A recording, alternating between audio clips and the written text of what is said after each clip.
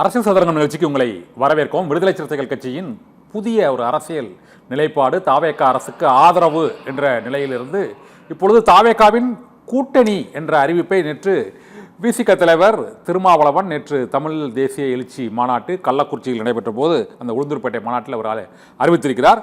இந்த சூழ்நிலையில் இந்த திடீர் அறிவிப்புக்கு என்ன காரணம்? இன்று முதலமைச்சர் விஜய் விடுதலை விசிக தலைவர் திருமாவளவன் சந்தித்து பேசியிருக்கிறார். 100 நாட்கள் நிறைவு அடைந்ததை ஒட்டி இது குறித்து நம்முடைய விடுதலை சிறுத்தைகள் கட்சியின் அரசியல் பயணம், இந்த கூட்டணி மாற்றம், திமுக கூட்டணியிலிருந்து விலகியதற்கான அந்த காரணம், பின்னணி மற்றும் எதிர்கால திட்டங்கள் குறித்து நம்முடைய விடுதலை சிறுத்தைகள் கட்சியின் சமத்துவ வழக்கறிஞர் அணியின் முதன்மை செயலாளர் வழக்கறிஞர் பார்வேந்தன் நம்மோடு இணைந்திருக்கிறார். அவருடைய இந்த சிறப்பு வாத அரங்கிற்குள் நாம் செல்லலாம். வணக்கம். பார்வேந்தன் சார், இப்போதைக்கு தமிழக வெற்றி கழகத்தோடு இந்த தமிழ் தேசிய எழுச்சி மாநாட்டில் கூட்டணி அறிவிப்பை வெளியிடுவதற்கான காரணம் என்ன? அது இயல்பான ஒரு செயல்பாடு தானா, அல்லது இதில் ஏதாவது முக்கியமான வியூகம் இருக்குதா நினைக்கிறீங்களா? இல்லை, இதில் ஒன்றும் புதுசாக ஒரு வியூகம் இல்லை. ஏற்கனவே அமைச்சரவையில் நாம் பங்கேற்றுட்டோம். அமைச்சரவையில் பங்கேற்றின பின்னாடி கூட்டணி சம்பந்தமாக அறிவிக்கணும் அப்படின்னு இல்லை. அமைச்சரவையில் பங்கேற்றாலே ஒரு 90% கூட்டணியில் இருப்பது தான் அர்த்தம். அப்படி தான் நாங்கள் அதை ஃபீல் பண்ணுறோம். ஏன்னா நீண்ட நெடிய 2000 வருடமான ஒரு சமூகம், ஒரு சமூக கட்டமைப்பிலிருந்து அதை உடைத்து கொண்டு வந்து அதை பொது சமூகத்தோடு இணைப்பதற்கான வேலையை மிக தீவிரமாக செய்து அதில் வெற்றி பெற்றிருக்கிற எங்கள் தலைவர் எழுச்சி தமிழர் ஒரு ஏற்கனவே இந்த ஸ்லோகனை முதல்ல தமிழ்நாட்டு அரசியலில் வச்சவர் எழுச்சி தமிழர் தான். அவருடைய பிறந்தநாள் விழாவில் கூட்டணி ஆட்சி அப்படின்ற ஒரு ஸ்லோகனை வச்சது நம்ம தான். அதற்கான வாய்ப்பு வருகின்ற பொழுது அதை மிக சரியாகவும் நேர்வையாகவும் கொள்கையில் எந்த இடத்துலையும் சமரசம் செய்யாம, பிஜேபி இருந்தாலும் பாமக இருந்தாலும் சாதிய சக்திகள் இருந்தாலும் சனாதன சக்திகள் இருந்தாலும் அந்த கூட்டணியில் பங்கேற்க மாட்டோம் என்று நாம் சொன்னோம். இப்போ அது ரெண்டுமே இல்லை. அவர்களா ஒரு அழைப்பு கொடுக்குறாங்க, நீங்க வாருங்கள்ன்ட்டு. அந்த அழைப்பை ஏற்று நம்ம கூட்டணியில் பங்கேற்றிருக்கோம், அமைச்சர் இருக்கோம். இப்போ நேற்று அந்த மாநாடு என்பது தமிழ் தேசியம் அப்படின்னா ஒரு தவறான புரிதலை இந்த மண்ணில் உருவாக்கி விட்டாங்க. 20 ஆண்டுகளுக்கு முன்னாடி தமிழ் தேசியம் அப்படின்றத இங்கிருந்த சீனியர்ஸ், குறிப்பாக நம்மளுடைய நெடுமாறன் ஐயாவில் துவங்கி கடைசியாக இருந்த தோழர்கள் வரை தமிழ் தேசியம்னா பிற தேசியங்களுக்கு என்ன முக்கியத்துவமோ அதே தான் தமிழ் தேசியம் அப்படின்ற ஒரு கான்செப்டில் இங்கே ஒவ்வொரு தேசியம் மலையாள தேசியமாக இருந்தாலும் இல்லை தெலுங்கு தேசியமாக இருந்தாலும் அந்தந்த தேசியத்துக்கு அந்தந்த தேசியங்களுக்கான உரிமை, அந்த உரிமையை கொடுத்துட்டு தமிழ் தேசியத்தை நாம கூட்டணி இந்தியா என்கிற இந்த கூட்டணி ஒன்றிய அரசுக்குள்ளாக தேர்தல் அரசியலை ஏற்றுக்கொண்டு வாக்கரசியலை ஏற்றுக்கொண்டு நாம் இந்த அரசியலை பங்கெடுத்திருக்கோம். அப்ப தமிழ் தேசியம் தமிழ்நாடு கேட்கறன்னு பொருள் இல்லை. இந்திய தேசத்துக்குள்ளாக இருக்கிற அனைத்து தேசியங்களுக்கும் அவங்களுக்கான சுய உரிமையை கொடுக்க வேண்டும் என்பதுதான். அதை நேற்று வெளி சொல்வதற்காக இந்த மாநாடு. இந்த மாநாடை பொறுத்த வரைக்கும் தாவேகாவுடைய கூட்டணி அறிவிக்கிற மாநாடு. அந்த மாநாட்டில் அதை சொல்லலை, இதை அறிவிச்சிட்டாங்க, தாவேகாவுடன் இணைந்து செயல்படுவோம் அப்படின்னு அவர் அறிவிச்சது தான். இவ்வளவு நெருக்கடி, மாநாடு நடத்த முடியாத ஒரு சூழ்நிலை, இப்போ பெரிய அளவில் கூட்டம். அங்கே இந்த தமிழ் தேசியத்துக்கான அந்த புதிய நீங்கள் சொன்ன அந்த விளக்கமோ அல்லது தமிழ் தேசிய அரசியலையும் முன்னெடுத்து செல்லக்கூடிய இப்போ நாம் தமிழர் கட்சியினுடைய போக்கு விசிகாவிலேருந்து எந்த அளவுக்கு விலகி இருக்கிறது, தமிழ் தேசியத்தின் ஒரு புதிய விளக்கத்தை அவர் அளிப்பார்களே எதிர்பார்த்தோம். ஆனால் அங்கே நேரடியாக கூட்டணி அறிவிச்சுட்டு இன்று சிஎம் சந்தித்த உடனே தான் இவ்வளவு சீக்கிரமாக அந்த ஒரு இணக்கத்தை ஏற்படுத்துவதற்கான காரணம் என்ன? இது திமுகவிலிருந்து விரைவாக விலகுவதற்கான காரணமா என்ற கேள்வி இல்லை. 100% அது இல்லை. கிட்டத்தட்ட எங்களுடைய மையக்குழு கூட்டத்தில் நாங்கள் முடிவு பண்ணது 1.5 மணி நேரம் 2 மணி நேரம் அவர் பேசணும். முழுக்க தமிழ் தேசியம்னா என்னன்றதை புரிய வைக்கணும். இவர்கள் நடுவுத்தில் ஒரு 10-15 வருடமாக தமிழ் தேசியத்தினுடைய புரிதல் வேற எண்டுக்கு போயிடுச்சு. அதை மீண்டும் தமிழ் தேசியம்னா என்னன்றதை சொல்லணுன்றதுக்கு தான் மாநாடு. இல்லை, பொதுவான புரிதலாக தமிழ் தேசியம்னா தமிழர்களுக்கான ஒரு தனி நாடு, தனி ஒரு அரசு, தனியாக ஒரு உரிமைகள், இந்த மாதிரியான போக்கு தான் இருக்குது. நீங்கள் என்ன வித்தியாசமாக சொல்லணும்? இல்லை, நாங்கள் வித்தியாசமாக ஒன்றுமே சொல்ல. இந்திய ஒன்றியத்துக்குள்ளே இருக்கிற ஒரு மாநில அரசு கூட பங்கேற்கிற நாம் தேர்தல் அரசியலில் ஒரு தேர்தல் அரசியல் கட்சியில் பதிவு செய்யப்பட்ட கட்சியாக இருந்து இன்று அங்கீகரிக்கப்பட்ட கட்சியாக மாறி இருக்கிற நாம் தனி நாடு என்ற கோரிக்கைக்கு இங்கே இடமே இல்லை. அப்படி கேட்டால் அது இந்திய அரசியலமைப்பு சட்டத்துக்கு விரோதமானது. அப்படி இருக்கும் பொழுது தமிழ் தேசியம்னா வெறும் நாட்டுரிமை கேட்கறது மட்டும் இல்லை, இல்லை ஈழத்தமிழர்களுக்கு வந்து நாடு பெற்று தருவதும் இல்லை. நம்ம அந்த நாட்டில் இருக்கிற சிங்கள பேரினவாதத்துக்கு எதிராக தமிழ் நாட்டின் தமிழ் மக்களின் நிர்ணய உரிமைக்காக போராடுவது, அதற்கு நம்ம இங்கிருந்து குரல் கொடுக்கிறோம். அவருடைய வாழ்வியல், அவர்களுக்கு நேர்ந்திருக்க சோகம், அதற்காக நம்ம பங்கேற்கிறோம். அந்த நாட்டில் தமிழர்கள் வெற்றி பெற்றால் அவரோட துணை நிற்கிறோம். அகதிகளாக இருக்கிற வெளிநாட்டில் இருக்கிறவங்களுக்கு கொண்டு வந்து அங்கே சேர்த்து அவங்களுக்கான நிர்ணய உரிமையை கொடுக்கணும், அதற்காக நம்ம இங்கிருந்து போராடுறோம். அது தனிநாடு கோரிக்கை அல்ல, அவர்களுக்கு அது தனிநாடு கோரிக்கை. நம்ம அந்த தனிநாடு கோரிக்கைக்கு போல அவர்கள் வெற்றி பெற்றால் ஆதரிப்போம், அதற்கு துணை நிற்போம். தமிழ்நாட்டை பொறுத்தவரை, இந்தியாவை பொறுத்தவரை தமிழ் தேசியம் என்பது தமிழ் மக்களுடைய உரிமை, மேலாண்மை, மொழிவழி, அவருடைய பண்பாடு, பொருளாதாரம், கலாச்சாரம், இது எதுவும் சீரழியாமல் பாதுகாப்பது தான் தமிழ் தேசியம். நாங்கள் உள்வாங்கியிருக்கோம். இதில் ஒன்றிய அரசாக இருப்பது கல்வியை பிடுங்கிட்டாங்க, பொருளாதாரத்தை சுரண்டுறாங்க, நம்முடைய பண்பாட்டை வேற மாயமாக்க பார்க்குறாங்க. இது எல்லாத்தையும் தடுத்து நிறுத்த வேண்டிய பொறுப்பு விடுதலை சிறுத்தைகளுக்கு இருக்கிறது. அதையெல்லாம் வெளிப்படுத்துறது தான் 124 தீர்மானங்கள் இந்திய அரசியல் கட்சிகளில். அந்த தீர்மானத்தை முதலமைச்சர் விஜய்கிட்ட போய் கொடுக்குறது எதுக்கு சார்? இல்லை, எங்களை தீர்மானத்தை நேற்று முழுமையாக வாசிக்க முடியல, வாசித்து அதை விளக்கமாக பேச முடியல. அப்போ நம்ம தீர்மானத்தில் அங்கே கூட்டணி அரசியல் இருக்கிறவங்களுக்கு அதில் சில முரண்பாடோடு இருக்கும்.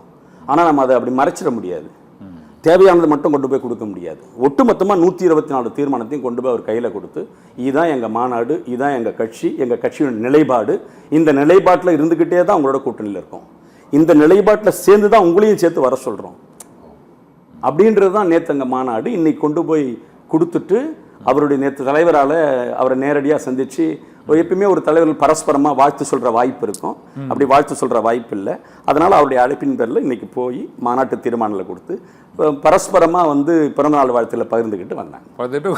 கூட்டணியை கொஞ்சம் உறுதிப்படுத்திட்டு வந்திருக்கீங்க. கூட்டணி உறுதி என்பது நாங்கள் ரொம்ப தெளிவாக இருக்கிறோம். நாங்கள் இல்லை இதில் என்னென்னா, இப்போ மற்ற கட்சிகள், இப்போ இடதுசாரிகளும் விடுதலை சிறுத்தைகள் கட்சி போன்றவை வந்து தேர்தலில் மே மாதம் வரை வந்து திமுக கூட்டணியிலிருந்து வெற்றி பெற்றவர்கள். இந்த வாக்குகள் எல்லாமே விஜய்க்கு எதிரான வாக்குகள். இவங்களை ஏற்று தான் தேர்தலில் போட்டிட்டாங்க. அந்த வாக்குகளை பெற்றுவிட்டு அங்கே போய் சேர்ந்து விடுவது வந்து ஒரு நெருடலான ஒரு அரசியல் சூழ்நிலை, மனநிலை. ஒரு விஷயத்தை சொல்லுங்க, நீங்க தேர்தலுக்கு முன்னாடி அதிமுக எதிர்த்து நாங்கள் பிரச்சாரம் பண்ணோமா, விஜய் எதிர்த்து நாங்கள் பிரச்சாரம் பண்ணோமா? 90% அதிமுக எதிர்த்து தான் பிரச்சாரம் பண்ணோம். அதிமுகவை தான் எங்களோட டார்கெட்டாக நாங்கள் ஃபிக்ஸ் பண்ணோம். விஜயை 10% தான் நாங்கள் டச் பண்ணோம். இது நாங்கள் மட்டும் இல்லை, திமுகவுக்கும் அதே நிலைமை தான். அதை தான் வந்து ஆர்எஸ் பாரதி நாங்கள் வந்து வேற பாம்பை எதிர்பார்த்து இந்த பாம்பும் உள்ளதுன்னு சொல்கிறாரு. அதே நிலைப்பாடு எங்களுக்கு இல்லைன்னா கூட நாங்கள் இருக்கிற கூட்டணி, அந்த கூட்டணி யாரை எதிராக பார்க்கிறதோ அவர்களை தான் நாங்கள் எதிராக பார்த்தோம். அதனால இது வந்து விஜய்க்கு எதிரான வாக்குன்னு எப்படி சொல்ல முடியும்? அதிமுகவுக்கு எதிரான வாக்கை திமுக பகிர்ந்து கொண்டதை விடுதலை சிறுத்தைகள் எங்களுடைய வாக்கை திமுக கொடுத்து திமுக வாக்கை பேசவே இல்லையா? விஜய் எடுத்து பேசியிருக்கோம். அவர் ஒரு சில மூமெண்ட்ஸை வந்து நாம கடுமையாக விமர்சிச்சிருக்கோம். அவரை வந்து நாம வந்து ரொம்ப ரொம்ப டெப்த்துக்கு போய் கூட வந்து அவர் சனாதனத்தை கொஞ்சம் அடையாளப்படுத்துறாரெல்லாம் சொன்னோம். அதில் மறுக்கவே இல்லை, அதில் எந்த மாற்றமும் இல்லை. அவர் தேர்தல் கழிச்சு தேர்தலுக்கு அப்புறம் அவன் போய் அவர் பிஜேபி கிட்டையோ இல்லை வேற யாருக்கிட்டையோ போய் நின்று இருந்தாருன்னா நாங்கள் எங்கள் நிலைப்பாட்டில் உறுதியாக இருந்திருப்போம். எங்களை வந்து 100 ஆண்டுகளுக்கு முன்னாடி கட்சியை துவங்கின கம்யூனிஸ்ட் கட்சிகளே ஒரு முடிவெடுக்கும் பொழுது விடுதலை சிறுத்தைக்கு அதில் என்ன தயக்கம் இருக்கு? ஒன்றும் தயக்கம் இல்லையே. கம்யூனிஸ்ட் கட்சிக்கு ஒரு கொள்கை இருக்கு, சித்தாந்தம் இருக்கு, அவர்கள் பாரம்பரியமான ஒரு பார்ட்டியை வச்சிருக்கிறாங்க. அவங்க வந்து ஒரு தனிநபர் அரசியல் இல்லை, கூட்டு அரசியல். அந்த அரசியலை வச்சிருக்கிற கம்யூனிஸ்ட் கட்சியில் ஒரு தெளிவான முடிவெடுக்கும் பொழுது 2000 வருஷமா அரசியல் அதிகாரத்துக்கு பின்தள்ளப்பட்ட மக்களுக்கு ஒரு வாய்ப்பு அவர்களே வந்து இறங்கி கொடுக்கும் போது அந்த வாய்ப்பை நாங்கள் பயன்படுத்தணுமே தவிர திமுகவுக்கு விஜய்க்கு எதிரான வாக்குகளில் வாங்கின திமுகவிடம் இருந்து நாங்கள் வந்து விஜய்க்கு போனோன்ற கமெண்ட் வந்து ரொம்ப சரி. திமுக கொஞ்சம் ஒரு ஏதோ ஒரு கசப்புணர்வு போய் இருக்குன்னு நினைக்கிறேன். இல்லை, நாங்கள் அதிகமான விமர்சனங்களை வைக்கிறாங்கன்னு நீங்கள் புரிஞ்சுக்கோங்களேன். இந்த கூட்டணி அமைவதற்கு திடீர்னு இப்போ அறிவிக்கிறதுக்கு என்னதான் ரீசன்? இந்த கூட்டணி அமைவதற்கு 1 வருடத்துக்கு முன்னாடி விகடன் கூட சேர்ந்து எங்கள் கட்சியில் அப்போது பயணித்த துணை பொதுச் செயலாளர் இப்பொழுதைய அமைச்சர் ராதவ் அர்ஜுனா தலைவரையும் விஜயும் சேர்ந்து ஒரு புத்தகம் வெளியிட சொன்னார். அந்த கூட்டத்துக்கு நம்ம போல, அது போனால் திமுக எதிரான ஒரு நெகட்டிவ் கான்செப்ட் போயிடுமோன்னு ஒரு அச்சம் எங்களுக்கு இருந்தது போல. அதற்கப்புறமா அமைச்சர் ஆதவ அர்ஜுனா 2-3 முறை கடுமையாக திமுக எதிர்த்து பேசுகிறார். அப்புறம் விளக்கம் கேட்டு வேறு வழி இல்லாமல் அவரை தற்காலிக நீக்கம் பண்ணோம். நாங்கள் போகணும்னு முடிவு எடுத்திருந்தா, திமுக கூட்டணியை வெறுத்துட்டு வெளியில் போன முடிவு எடுத்திருந்தா எங்களுக்கு நல்ல வாய்ப்பு இருந்தது. ஒன்று, நாங்கள் வெற்றி உறுதிப்படுத்தப்படல, இப்போ வெற்றி பெற்றுட்டாங்க. அப்போ வந்து தாவேக்கா ஆட்சி அமைக்கணும் ஆதவ அர்ஜுனா நூல் வெளியிடும் போது அந்த அந்த இல்லை வரல. ஆனா ஒரு கரிஸ்மேட்டிக் லீடர் அப்படின்ற ஒரு தோற்றம் இருந்தது இல்லை அவர்கிட்ட. இப்போ திமுகவில் என்ன போதாமே இருக்கு? நீங்க திமுகவில் இருந்து தாவேக்கா கூட இணைந்து தான் இனிமேல் செயல்படுவோம் அப்படின்னு சொல்ற அளவுக்கு ஒரு கூட்டணியை உறுதிப்படுத்தக்கூடிய அளவுக்கு இங்க என்ன ஒரு போதாமை இருக்குன்னு நினைக்கிறீங்க? திமுக கூட்டணி இல்லையா? நாங்க ஒண்ணுமே போதாமை இருக்கிறதா நாங்க ஃபீல் பண்ணலையே. அது கிட்டத்தட்ட வந்து 75 ஆண்டு காலம் ஒரு பாரம்பரியமான 10 ஆண்டுகள் கூட்டணியில் இருந்துட்டோம். இப்போ திடீர்னு அங்க இணைவதற்கான அந்த முழுமையாக தீவிரமாக இணைந்து செயல்படுவதற்கான காரணம் என்ன? ஒரு தீவிரமா ஒன்றும் இல்லை. நாங்க இப்போ கூட தெளிவாக சொல்றோம், வந்து சனாதன சக்திகளும் சாதிவாத சக்தியும் உள்ள வந்தால் வெளியில வந்துருவோம்னு சொல்ற ஒரு தைரியம் வேற எந்த கட்சிக்கு இருக்கு?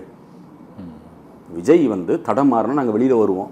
திமுக இல்லைன்றதுக்காக நாங்கள் வந்து கட்சியை வந்து நடத்தாமல் போயிடுவோமா? கட்சி நடத்துவோம். இது நேற்று நீங்கள் பார்த்த கூட்டத்துக்கான சாட்சியாக தான். கட்சி நடத்துவோம். எங்கள் கொள்கைக்கு எதிராக எந்த கூட்டணி போனாலும் அந்த கூட்டணி வெளியே வருவோம். எங்களுக்கு ஒரு வாய்ப்பு கிடைச்சுமோ அந்த வாய்ப்பை நாங்கள் விழுக்க மாட்டோம். எங்கள் கட்சியினுடைய முடிவு அது, எங்கள் கட்சியினுடைய தொண்டருடைய முடிவு அது. தலைவர் மட்டுமே தீர்மானிக்க முடியாது. தலைவருக்கு வந்து போறதில் படத்தயக்கம் இருந்தது. காரணம் வந்து அவர் வந்து திராவிட கொள்கையை உள்வாங்கினவர். பெரியார், அண்ணா, அம்பேத்கரை வந்து கொள்கை தலைவராக ஏற்றுக்கொண்டவர். டக்குன்னு தடமாறி ஒருத்தர்கிட்ட போக முடியாது. ஆகவே அவர் பல வழிகள் யோசித்தார். ஆனாலும் எங்க கட்சியில வந்து தலைவருக்கு தான் பவர் இல்லை, தொண்டர்களுக்கு தான் பவர். தொண்டர்கள் இப்போ தாவேக்கா கூட போதா விரும்புறாங்களா? திமுக கூட்டணியை விட தாவேக்கா கூட்டணியில் இருக்கதான் நல்லதுன்னு விரும்புறாங்களா தொண்டர்கள்? தாவேன கூட்டணி அரசியல் நீங்க வந்து அமைச்சரவைக்கு போகணும்னு சொல்லி தொண்டர்கள் சொல்றாங்க. எத்தனை ஆண்டுகள் தான் அரசியல் நம்ம வேடிக்கை பார்த்துட்டே இருக்கிறது, அதிகாரத்தை சுவைக்காம இருக்கிறது. இந்த அதிகாரம் பரவலாக்கப்படணும். ஒரு அமைச்சர் வர்றதன் மூலமா வந்து பெரும்பாலான விசிக தொண்டர்களோட விருப்பமா அதுதான் விருப்பம். அப்படிதான் இருக்கு. அதனுடைய வெளிப்பாடு தான் நேற்று வந்து கூட்டணி அப்படின்னு தலைவர் அறிவிக்கிறாங்க. தலைவருடைய விருப்பம் இருந்தா கூட அதை எந்த நேரமும் அவர் செயல்படுத்த மாட்டார். சில நேரங்கள் வச்சுக்கிட்டு தொண்டருடைய அடிப்படை ஒரு அவங்களுடைய கோரிக்கையை தான் அவர் முன்மொழிவார். இன்னொரு முக்கியமான விமர்சனம், கிட்டத்தட்ட ஒரு 10 ஆண்டுகள் 80களில் இருந்து ஒரு 99 வரை பிசிக வந்து தேர்தல் அரசியலில் இல்லை. 99 அவங்க வந்து இந்த ஜிகே மூப்பனார் தலைமையில் தமிழ் மாநில காங்கிரஸ் இதில் ஒரு தேர்தல் அரசியலுக்குள்ள நுழைகிறாங்க. அப்போது 2001 திமுக கூட்டணியில் இருக்கிறாங்க. அப்போ தான் மங்களூர் தொகுதியில் ஃபஸ்ட்டு அவர் திருமாவளவன் வந்து ஃபஸ்ட்டு எம்எல்ஏ ஆகிறார். அப்படின்னா 2006 அவங்க வந்து திரும்ப வந்து அதிமுக கூட்டணிக்கு போகிறாங்க. 2006 இல்லை 2004 கூட்டணி விட்டு வெளில வந்து 2001 சட்டமன்ற தேர்தல், 2006 சட்டமன்ற தேர்தல், 2011 மீண்டும் திமுக கூட்டணிக்கு வர்றாங்க. திமுக கூட்டணி தோக்குது. திரும்ப 2016 திரும்ப போகிறாங்க, கூட்டணி இங்கே வர்றாங்க. இல்லை நீங்க 2024 இவ ஜெயிக்குது, 2026 ஜெயிக்குது. மாறி மாறி மாறி கூட்டணி வைக்கிறது. இப்போ இல்ல அதுல வந்து ஒரு 5 வருஷம் காத்திருந்தாங்க. இப்போ ஒரே மாசம் மாறிட்டாங்களா? 2004 அந்த எம்பி தேர்தல் சீட்டில் வந்து முரண்படும் பொழுது வெளியில வந்துட்டாங்க. எந்த தலைவரும் 2.5 வருஷம் வந்து ஒரு எம்எல்ஏ பதவியை முதல் முறை சட்டமன்றத்துக்கு போற ஒரு தலைவர், அரசியல் அதிகாரம் இல்லாத போற தலைவர் 2004 எனக்கு வந்து இது உடன்பாடு இல்லைன்னு சொல்லி ராஜினாமா செஞ்சுட்டு வெளிவர ஒரே ஒரு விடுதலை சிறுத்தை கட்சிக்கு கிடைச்சிருக்கிற ஒரே ஒரு எம்எல்ஏ பதவியை ராஜினாமா பண்ணிட்டு வந்தாங்க. அதுக்கப்புறம் வந்து 2008 வரைக்கும் இல்லை, 2009 நாடாளுமன்ற தேர்தலில் வந்து விசிக வந்து திமுக கூட்டணி தான் இருந்தது. அப்போ வெற்றி பெற்றோம். நம்ம தோற்றதுனால போல வெற்றி பெற்றோம். 2011 தோற்றோம். 2014 திமுக தனியா நிக்கணும் முடிவு பண்ணுது. நாம வெளியில வரல. திமுக யாரோடும் இல்லாமல் காங்கிரஸை மட்டும் வைத்துக்கொண்டு தேர்தல் நிக்கணும் முடிவு பண்றாங்க. அவங்க வெளியே போகும்னு சொல்லாத அளவுக்கு சொல்றாங்க. யாரும் கூட்டணி இல்லை, வெறும் காங்கிரஸோட. நாங்க மனமும் வந்து வெளியில வந்துட்டோம். 2014 அதே நிலை நீடிக்குது. 16 வேறு வழி இல்லாம ஆட்சியில் பங்கு, அதிகாரத்தில் பங்கு நாங்க கேட்கிறோம், அது கொடுக்க முடியாதுன்னு சொல்றாங்க. அப்ப மக்கள் நல கூட்டணி வருது. எதற்கும் விரோதம் இல்லை, யார் கூட போய் சேர்ந்து இல்லை. மக்கள் நல கூட்டணி என்பது இது போன்ற அதிகாரத்தில் பங்கு கேட்கின்ற எல்லாரோடும் சேர்ந்த ஒரு கூட்டணி. அப்ப மக்கள் நல கூட்டணியில் இருக்கிறோம். மக்கள் நல கூட்டணி முடிஞ்சு காவிரி இஷ்யூ வருது. அப்போ காவிரி இஷ்யூ தீவிரப்படுத்தும் போது முன்னாள் முதலமைச்சர்கிட்ட இருந்து திமுக திராவிட முன்னேற்ற கழகத்துடைய தலைவர் ஸ்டாலின் அவர்கிட்ட இருந்து ஒரு அழைப்பு வருது, நாமெல்லாம் சேர்ந்து செயல்படலான்ட்டு. கம்யூனிஸ்டோடு சேர்ந்து செயல்படுறோம். 2019 தேர்தல், 2021 தேர்தல் அப்படியே கண்டினியூ பண்ணுறோம். நிறைய முரண்பாடு வருது. தொழிலாளர் வேலை நேரத்தை கூட்டுறாங்க, அதை ஒரே நாளில் குறைக்கலாங்க, முரண்படுறோம். நிறைய சாதிய வன்கொடுமை நடக்குது, அது எல்லாத்தையும் எழுதி கேள்வி கேட்குறோம், முரண்படுறோம். கூட்டணி கட்சியில் இருந்துக்கிட்டு ஒரு கட்சி அந்த 5 ஆண்டு காலத்தில் நடத்தப்பட்ட போராட்டங்கள் மாநில அரசுக்கு எதிரான போராட்டங்கள் நடத்தணும். சமரசமாகல கொஞ்சம் திமுகவோட கொஞ்சம் இணக்கமாக போய் திமுகவில் விசிகா கரைகிறதா அப்படிங்கிற ஒரு விமர்சனம் அந்த 2021 to 26 அது எழுந்ததை நீங்கள் வந்து எப்படி பார்க்குறீங்க? ஒரு விமர்சனம் எழுந்ததா? அப்படி ஒரு விமர்சனம் வந்தது, நான் மறுக்கல. ஆனால் 2 விமர்சனத்துக்கும் நேற்று மாநாடு பதில் சொல்லிடுச்சு. திமுகவோடு விசிகா கரைகிறதா? 2026 தேர்தலில் விசிகாவுடைய தோழர்கள் வந்து தாவேக்காக வாக்களிச்சிட்டாங்களா? திமுகவுடைய கமெண்ட் இது. வாக்களிச்சிட்டாங்களா? இரண்டுக்கும் வாக்குகள் மாறி உளுந்தூர்பேட்டை மாநாடு அது 2த்துக்கும் வந்து பதில் சொல்லிடுச்சு. விடுதலை சிறுத்தைகள் கட்சியினுடைய தொண்டர்கள் ஒருபோதும் எழுச்சி தமிழர் அண்ணன் திருமாவளவன் அவர்களை விட்டு எதுக்குமே போக மாட்டாங்க. அவங்களுக்கு அரசியல் அதிகாரம் எதுவுமே தேவையில்லை. அவர்களை பொறுத்தவரை இது நூற்றாண்டு கடந்து புரட்சியாளர் அம்பேத்கருக்கு பின்னால் ஒரு தலைவர் தோன்றி இந்த மக்களுக்காக நிற்கிறார் என்பதை மட்டும்தான் அவர்கள் பார்க்கிறார்கள் தவிர இந்த புள்ளியில தான் வர்ற அந்த ஒடுக்கப்பட்ட மக்களுக்காக கிட்டத்தட்ட ஒரு 90களில் இருந்து தொடர்ந்து அரசியல் ரீதியாக அந்த அரசியல் அதிகாரத்தை நோக்கி அவர்களுடைய பயணம் நான் இனிமேல் ஆளும் கட்சியாக ஆகக்கூடிய அளவுக்கு நம்ம வளர்ச்சி அடைவோம் அப்படிங்கிறது நேற்று அவர் சொல்லியிருக்கிறாரு. இப்போதைக்கு ஆளுங்கட்சியில் இருக்கிறோம் அப்படின்னு சொல்கிறாரு. ஆனால் அடிக்கடி இது போன்ற அணி மாறுவது அந்த தொண்டர்களுடைய ஒரு குழப்பத்தையும் ஒரு நம்பிக்கையின்மையை ஏற்படுத்தி விடாதுன்னு நினைக்கிறீங்களா? இல்லை, இப்போ இந்த மாநாட்டில் கூட்டம் இருந்ததுனால ஒத்துக்கிறேன்னா பொதுவான இந்த விடுதலை சிறுத்தைகள் கட்சியோட நிர்வாகிகளோ தொண்டர்களோ அதில் ஒரு நிர்வாகிகள்கிட்டே ஒரு மாறுபட்ட கருத்துக்கள் இருந்தது. அந்த கூட்டணி மாறும்போது அது சமூக வலைத்தளங்களில் இருந்தது.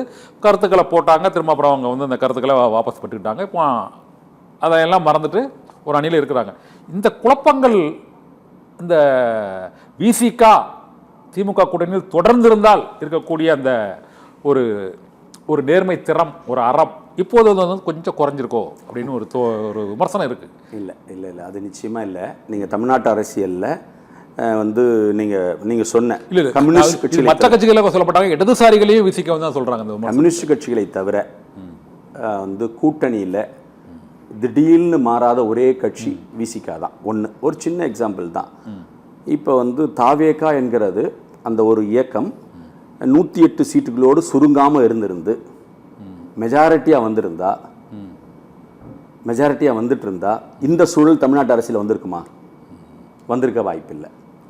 ஆனால் மைனாரிட்டி கவர்மெண்ட்டாக வந்த பின்னாடி அவர்களாக தேர்ந்தெடுத்து ஒரு இடதுசாரி கூட்டணி வேணும்னு நினச்சி அழைக்கும்போது நாங்கள் போய்த்தானே ஆகணும். ஏன் இன்னொன்று திராவிட முன்னேற்ற கழகத்தினுடைய தலைவராக இருக்கின்ற தளபதி அண்ணன் ஸ்டாலின் அவர்கள் எல்லா கூட்டணி கட்சியும் கூப்பிட்டு நீங்கள் வந்து கூட்டணி விட்டு யாரும் போக வேண்டியதில்லை, நாம் ஒருமித்து செயல்படுவோம், எதிர்கட்சியாக இருப்போம் அப்படின்னு சொல்லியிருந்தா நாங்கள் நிச்சயம் யோசிச்சிருப்போம்.